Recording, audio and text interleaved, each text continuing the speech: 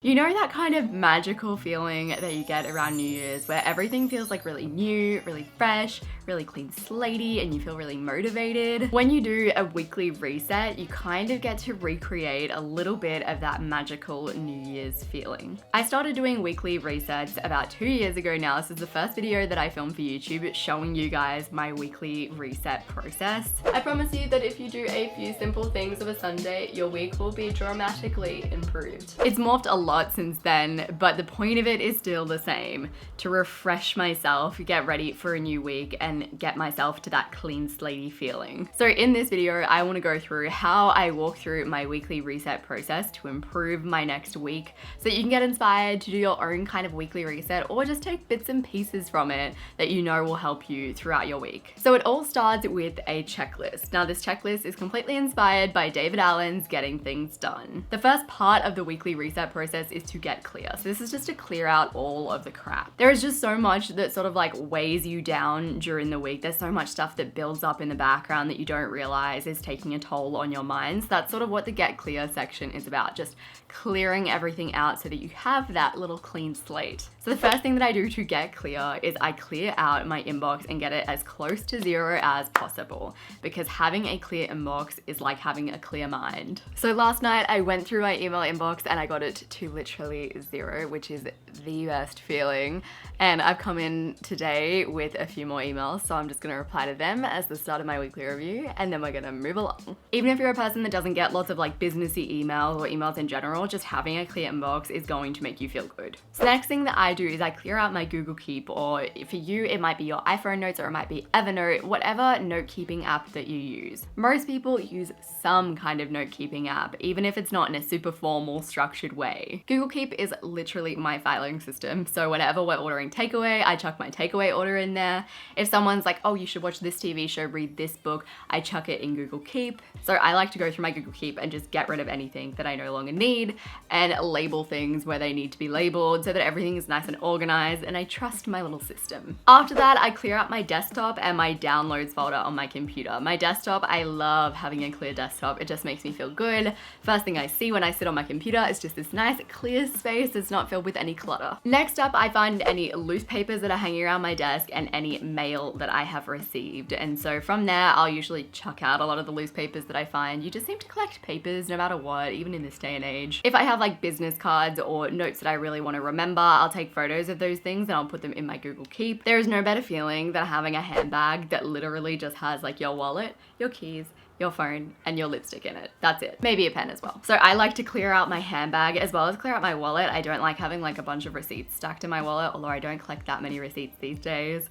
But it's just nice to clear it all out and have a whole bunch of space in your handbag. Gives you that fresh feeling when you're carrying it around. So once I have cleared my life and given myself room to start fresh, I like to get current. So this section of my reset is kind of all about just getting on top of your shit. Just being like, yes, I know what is happening in my life. Like all of my to-dos are on paper, my calendar's up to date, everything is current. First things first, add any events that you've agreed to or things that you've planned to your calendar. So if you plan a night with the girls, chuck that in there. When you talked to that person the other week and said you'd catch up with them for coffee, put that event invite in there. The good thing about putting all your events in is that when you chuck them in, you'll find yourself like remembering that you agreed to do something with a friend. Like you'll be like, oh, I agreed to go to that exercise class with so-and-so. Of course, you need to actually use the calendar for it to have an impact, but if you keep up a weekly reset process, then you'll be able to keep it current. After that, you want to brain dump your to-dos. Brain dumping your to-dos is one of the best ways to just calm your brain down. The point of a brain dump is to get out all of the little things that are stuffed inside of your head that you're constantly reminding yourself of, that are taking up mental energy, and putting them onto paper or in some kind of safe space. So that could be a to-do app, that could be a notebook. It's entirely up to you what your safe space is.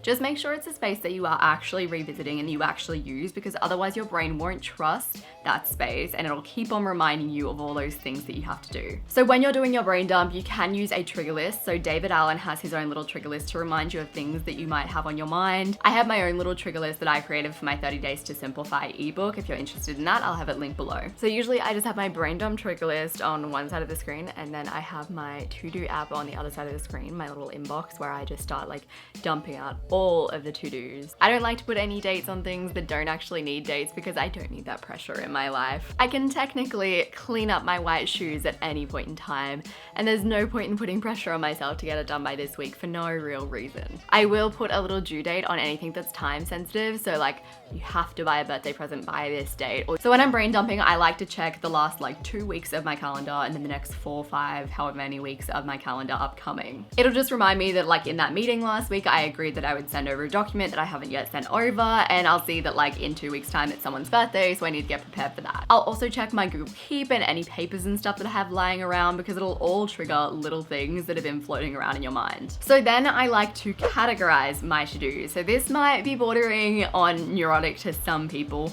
but I find it incredibly helpful. When all your to-dos are just in one place and they don't have a context around them, it just becomes this big mishmash of a bunch of crap that like you don't want to look at. Whereas if you categorize stuff, it makes it feel nice and clean and accessible and easy. I use the app Things 3, so my little categories are things like home, errands, phone, computer. The good thing about having your list set up like this is that if you go on an errand, you can check your errands list and see is there anything else that I can do while I'm here. So you can get it all done in that one space of time rather than just spacing it out because it's not all organized nicely by context. So next up, I like to actually go through all of my lists and tick off anything that's already been done because it tends to be that throughout the week, you've already gotten a lot of the things on your list done and you don't even necessarily do it consciously. I also like to look at anything that's been hanging on my list for a while because there will be items like that you've just like avoided doing, and look at those items and be like, okay, is this too complicated? Like, what haven't I clarified about this to do? Do I even need to do this? Is someone else a better person to be doing this? I also look at my projects. So pretty much anything that takes more than one step becomes a project. So you want to look at your projects and you want to make sure that you have at least one actionable step for every single project because otherwise you're never going to move forward on those projects. So you'll find when you do your weekly reset that there are going to be like little areas that you'll slack off on. So this week I've found that my projects are kind of slacking. So like I'm deep diving into my projects and being like, okay,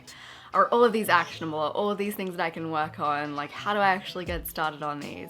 And that's the key to the weekly reset. It's just that you have to be doing it every single week and you're always revisiting it and you're always picking up where you might have been slack one week.